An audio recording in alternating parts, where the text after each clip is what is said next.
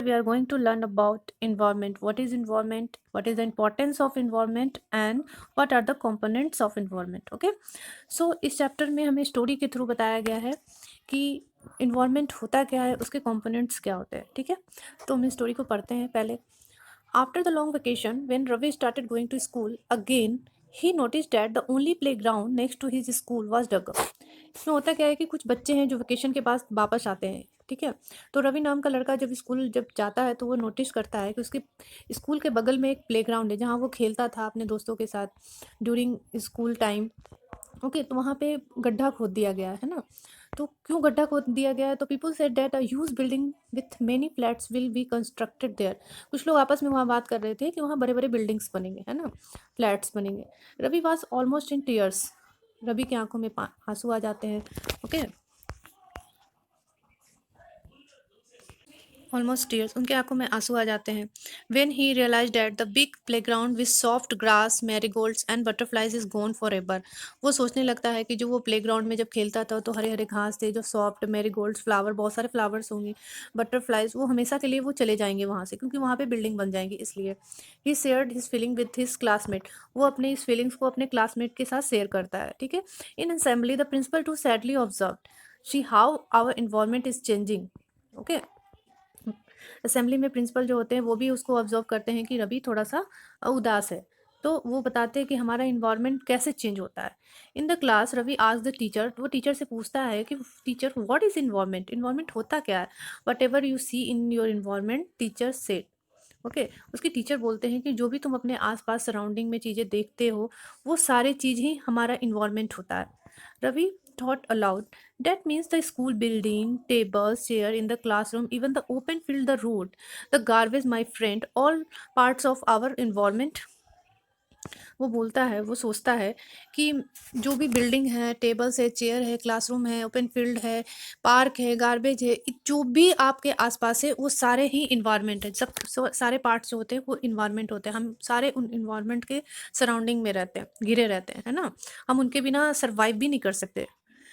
Yes said the teacher. Teacher बोलती है yes, but wait, some objects are created by nature, for example mountain, river, trees, animals, other, and made by people.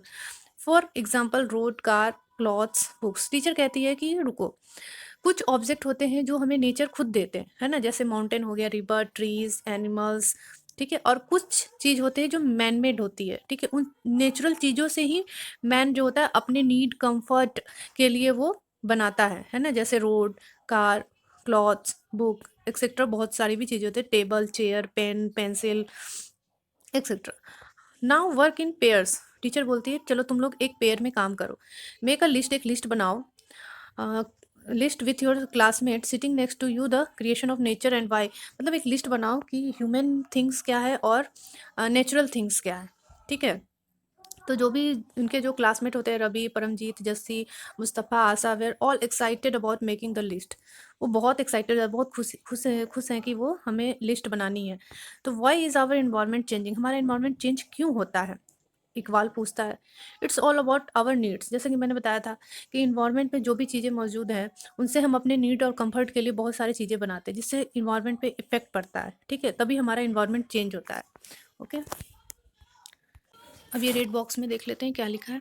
Environment is our basic life support system. Yes, environment ही बिना environment के हम लोग survive भी नहीं कर सकते, सोच भी नहीं सकते कि हम कैसे सर्वाइव करें. ठीक है, तो environment is our basic life support है, हमारा एकदम बिल्कुल लाइफ सपोर्ट है. जैसे हमें जीने के लिए सांस चाहिए, उसी तरह इन्वायरमेंट रहेगा तभी हम स्वच्छ सांस ले पाएंगे, है ना, फ्रेश एयर से. ठीक है, it provide the air we breathe, the water we drink, the food we eat and the land where we live. Yes, ये हमें प्रोवाइड करता है fresh air, pure water and fruits, vegetable.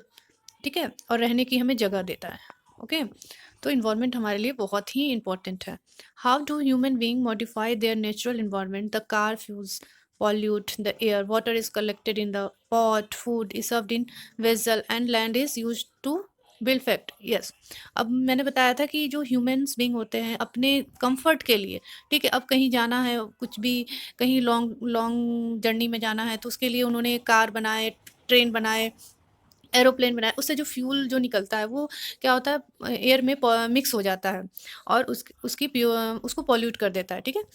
Water में भी आजकल बहुत सारे मतलब हम लोग घरों के गार्बेज हो जाते हैं या फैक्ट्री के जो भी कचरे एसेस जो भी होते हैं वो सब हम क्या बोल करते हैं कि नदी में जाके उसको डाल देते हैं, ठीक है, या उसमें मिक्स हो जाते हैं। उससे क्या होता है, वाटर भी पॉल्यूट हो जाता है, लैंड भी हम लोग पॉल्यूट कर रहे हैं, बड़े बड़े बिल्डिंग से या फैक्ट्री से जो भी कचरा निकलता है वो उसमें मिक्स हो जाता है सॉइल में, जिससे वो सॉइल की फर्टिलिटी खत्म हो जाती है ना। तो इस तरह से सॉइल लैंड भी पॉल्यूट हो जाता है, ठीक है। नेक्स्ट इसमें अब कुछ है नहीं, आगे देखते हैं। अब नेक्स्ट है कंपोनेंट्स ऑफ इन्वायरमेंट। ये है कंपोनेंट्स ऑफ इन्वायरमेंट, है ना। तो हमारा कंपोनेंट्स ऑफ इन्वायरमेंट तीन तरह से होता है, एक natural, second human and third human made. Okay, natural में हम देखेंगे क्या होता है, वाटर जिसको हाइड्रोस्फेयर बोलते हैं, air atmosphere, land lithosphere and living things जिसको बायोस्फेयर बोलते हैं, ठीक है। वाटर में जितने भी वाटर बॉडीज आते हैं उसको हम हाइड्रोस्फेयर बोलते हैं।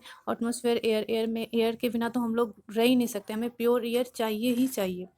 लैंड नहीं रहेगा तो हम कहाँ रहेंगे, तो लैंड को हम लोग लिथोस्फेयर बोलते हैं। ओके, लिविंग थिंग्स ये वाटर एयर एंड लैंड, ये तीनों के मिक्सचर से ही हम सरवाइव कर सकते हैं, ठीक है। तो लिविंग बायोस्फेयर में वाटर एयर और लैंड तीनों का मिक्सचर होता है, तभी ह्यूमन प्लांट्स एनिमल सारे सभी सरवाइव करते हैं इसमें। ओके, नेक्स्ट आता है ह्यूमन। ह्यूमन में पहले इंडिविजुअल से फैमिली होती है, फिर फैमिली से कम्युनिटी बनती है, कम्युनिटी से हमारे रिलीजन बनते हैं, फिर एजुकेशनल होता है, फिर इकोनॉमिक्स होता है। इकोनॉमिक में हमारे देश की इकोनॉमिक कैसी है, अच्छी है नहीं है, वो सब होता है। पॉलिटिकल सिचुएशन कैसा है हमारे देश का, ये सारे कंपोनेंट्स हैं ही इन्वायरमेंट के। नेक्स्ट होता है ह्यूमन मेड। ह्यूमन मेड में आता है buildings, parks, bridge, road, industrial monuments, ठीक है। ये सब क्या होता है, ये हमारे कंफर्ट एंड नीड्स के लिए बनाए हुए हैं, है ना, ह्यूमंस ने बनाए हैं। तो ये सब सारे जितने भी हैं ये सब सारे हैं इन्वायरमेंट के कंपोनेंट्स। ओके, ठीक है, ये हमें आस पास मतलब चारों ओर से हमें ये घेर रखा है और हम इनके बिना सरवाइव नहीं कर सकते, ठीक है। ये है इन्वायरमेंट। नेक्स्ट देखते हैं। Increasing day by day, we are therefore modifying and at time even destroying and natural surroundings, the teacher replied। है ना, जैसे कि बताया था मैंने कि अपने नीड एंड कंफर्ट के लिए हम दिन पर दिन मतलब मॉडिफाई करते जा रहे हैं, मतलब पेड़ों को काट रहे हैं, जंगलों को काट रहे हैं, ठीक है। इस तरह से सब नेचर को हम डिस्ट्रॉय कर रहे हैं अपने नीड एंड कंफर्ट के लिए। अब इसमें आता है बायोटिक और अबायोटिक। बायोटिक मतलब होता है जो लिविंग ऑर्गेनिज्म होते हैं, जितने भी जो जीव जंतु हैं, पेड़ पौधे हैं जो सांस लेते हैं उसको बोलते हैं बायोटिक, लिविंग। अबायोटिक मीन्स होता है the world of non living elements. जो अबायोटिक होता है जिसमें वो जीवन नहीं होता, जो मैन मेड हो सकता है, लैंड माउंटेन, ये रिवर, ये सब तो नेचुरल थिंग्स है। और इसमें जितने भी मैन मेड थिंग्स होते हैं वो भी अबायोटिक होते हैं, टेबल हो गया, चेयर हो गया, पेन हो गया, पेंसिल हो गया, ये सब सारे। That's all for today. Here are the notes. You can note it. Okay. And rest of the chapter we will continue in my next class. Till then, bye bye.